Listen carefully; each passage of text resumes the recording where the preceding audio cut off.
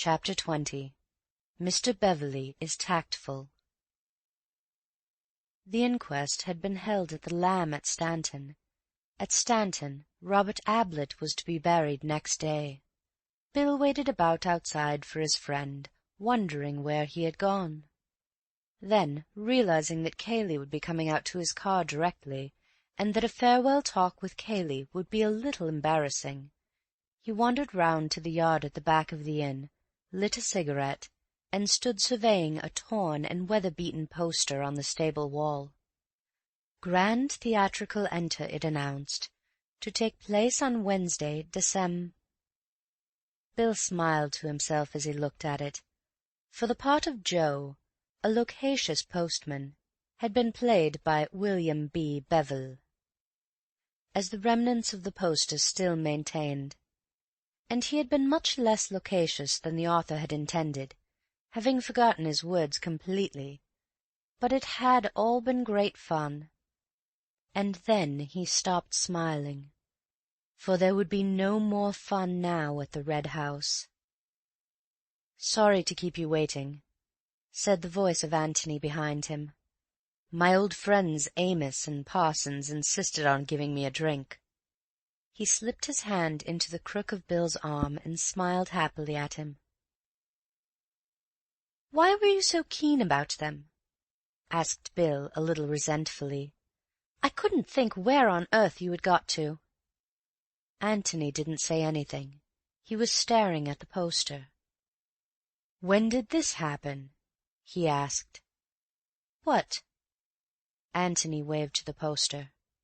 "Oh, that? Last Christmas. It was rather fun." Antony began to laugh to himself. "Were you good?" "Rotten. I don't profess to be an actor."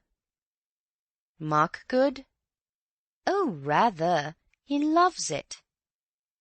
"Rev. Henry Stutter's Mr. Matthew K," read Antony.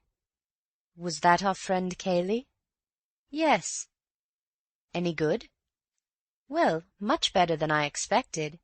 He wasn't keen, but Mark made him." "Miss Norris wasn't playing, I see." "My dear Tony, she's a professional. Of course she wasn't." Antony laughed again. "A great success, was it?" "Oh, rather." "I'm a fool, and a damned fool," Antony announced solemnly. "And a damned fool," he said again under his breath as he led Bill away from the poster and out of the yard into the road. "And a damned fool even now." He broke off, and then asked suddenly, "Did Mark ever have much trouble with his teeth?" "He went to the dentist a good deal. But what on earth—" Antony laughed a third time. "What luck!" he chuckled. "But how do you know?" "We go to the same man. Mark recommended him to me. Cartwright in Wimpole Street." "Cartwright in Wimpole Street," repeated Antony thoughtfully. "Yes, I can remember that. Cartwright in Wimpole Street. Did Cayley go to him too, by any chance?" "I expect so. Oh, yes, I know he did. But what on earth—" "What was Mark's general health like? Did he see a doctor much?" "Hardly at all, I should think. He did a lot of early morning exercises which were supposed to make him bright and cheerful at breakfast. They didn't do that, but they seemed to keep him pretty fit. Tony, I wish you'd—" Antony held up a hand and hushed him into silence. "One last question," he said. "Was Mark fond of swimming?" "No, he hated it. I don't believe he could swim. Tony, are you mad, or am I? Or is this a new game?" Antony squeezed his arm. "Dear old Bill," he said. "It's a game. What a game! And the answer is Cartwright in Wimpole Street." They walked in silence for half a mile or so along the road to Waldheim. Bill tried 2 or 3 times to get his friend to talk, but Antony had only grunted in reply. He was just going to make another attempt when Antony came to a sudden stop and turned to him anxiously. "I wonder if you'd do something for me," he said, looking at him with some doubt. "What sort of thing?" "Well, it's really dashed important. It's just the one thing I want to know." Bill was suddenly enthusiastic again. "I say, have you really found it all out?" Antony nodded. "At least I'm very nearly there, Bill. It's just this one thing I want to know. It means you're going back to Stanton. Well, we haven't come far. It won't take you long. Do you mind?" "My dear Holmes, I am at your service." Antony gave him a smile, and was silent for a little, thinking. "Is there another inn at Stanton, fairly close to the station?" "The Plough and Horses, just at the corner where the road goes up to the station. Is that the one you mean?" "That would be the one. I suppose you could do with a drink, couldn't you?" "Rather," said Bill with a grin. "Good. Then have one at the Plough and Horses. Have two if you like, and talk to the landlord or landlady or whoever serves you. I want you to find out if anybody stayed there on Monday night." "Robert?" said Bill eagerly. "I didn't say Robert," said Antony, smiling. "I just want you to find out if they had a visitor who slept there on Monday night, a stranger. If so, then any particulars you can get of him, without letting the landlord know that you are interested." "Leave it to me," broke in Bill. "I know just what you want." "Don't assume that it was Robert or anybody else. Let them describe the man to you. Don't influence them unconsciously by suggesting that he was short or tall or anything of that sort. Just get them talking. If it's the landlord, you'd better stand him a drink or two." "Right you are," said Bill confidently. "Where do I meet you again?" "Probably at the George. If you get there before me, you can order dinner for 8 o'clock. Anyhow, we'll meet at 8, if not before." "Good." He nodded to Antony and strode off back to Stanton again. Antony stood watching him, with a little smile at his enthusiasm.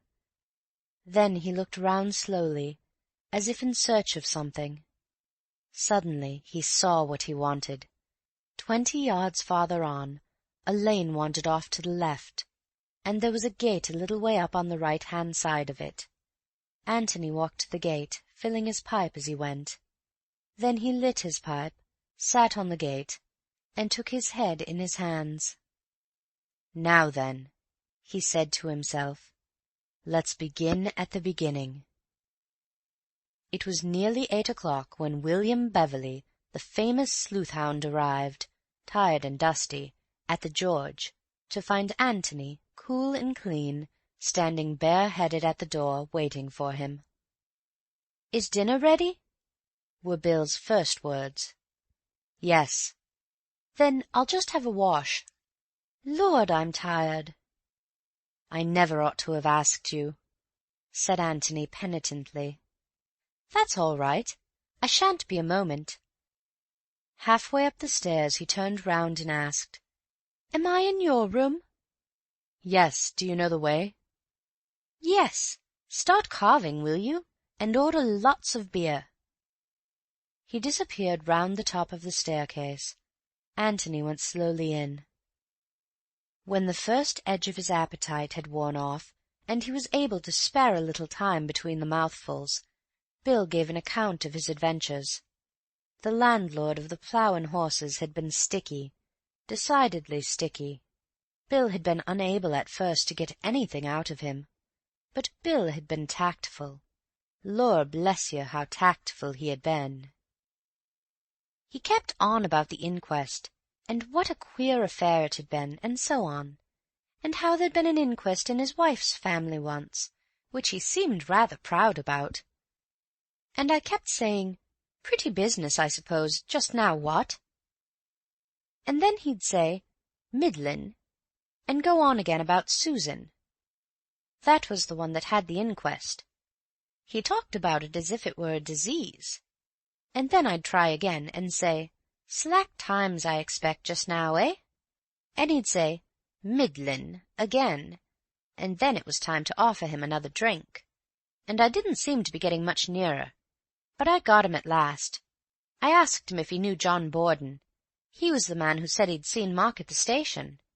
Well, he knew all about Borden, and after he told me all about Borden's wife's family, and how one of them had been burnt to death, after you with the beer.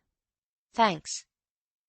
Well, then I said carelessly that it must be very hard to remember anybody whom you had just seen once, so as to identify him afterwards, and he agreed that it would be middlin' hard, and then— "Give me 3 guesses," interrupted Antony. "You asked him if he remembered everybody who came to his inn?" That's it. Bright, wasn't it? Brilliant. And what was the result? The result was a woman. A woman? Said Antony eagerly. A woman, said Bill impressively. Of course, I thought it was going to be Robert. So did you, didn't you? But it wasn't. It was a woman. Came quite late on Monday night in a car, driving herself. Went off early next morning. Did he describe her? Yes. She was middlin' tall, middlin' age, middlin' colour, and so on. Doesn't help much, does it? But still, a woman. Does that upset your theory? Antony shook his head. "No, Bill, not at all," he said. You knew all the time? At least, you guessed? Wait till tomorrow. I'll tell you everything tomorrow. Tomorrow? Said Bill in great disappointment. Well, I'll tell you one thing tonight, if you'll promise not to ask any more questions. But you probably know it already. What is it? Only that Mark Ablett did not kill his brother. And Cayley did? That's another question, Bill. However, the answer is that Cayley didn't either. Then who on earth?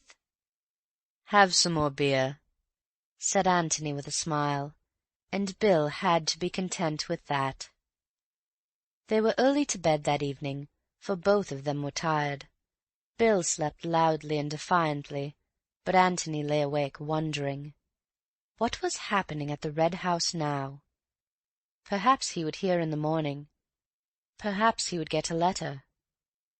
He went over the whole story again from the beginning. Was there any possibility of a mistake? What would the police do? Would they ever find out? Ought he to have told them? Well, let them find out. It was their job. Surely he couldn't have made a mistake this time. No good wondering now. He would know definitely in the morning. In the morning there was a letter for him. End of chapter 20.